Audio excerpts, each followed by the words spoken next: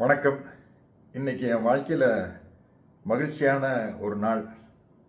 அன்பு தம்பி பேரறிவாளன் இன்னைக்கு சட்டத்துறையில் பட்டம் பெற்று சென்னை உயர்நீதிமன்ற பார் கவுன்சிலில் தன்னை வழக்கறிஞராக பதிவு செய்துள்ளார்.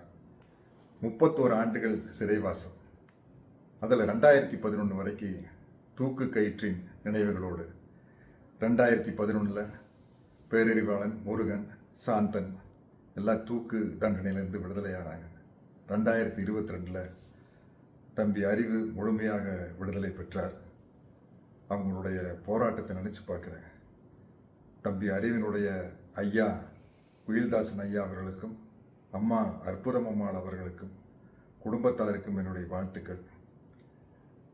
அற்புதம் அம்மாள் அவர்களுடைய போராட்டத்தை நினச்சி பார்க்குறேன். அடேங்கப்பா, அப்படி ஒரு தாய், ஒரு உதாரணமான தாயாருங்க அவங்க. இன்றைக்கி அந்த குடும்பம் எவ்வளோ மகிழ்ச்சியில் இருக்குமோ அதே அளவுக்கு நானும் மகிழ்ச்சியில் இருக்கேன். என்னுடைய அன்பு தம்பி அறிவு சமூக நீதிக்காக சமரசமில்லாமல் சமர் புரிவான். தம்பி, வாழ்த்துக்கள். நன்றி, வணக்கம்.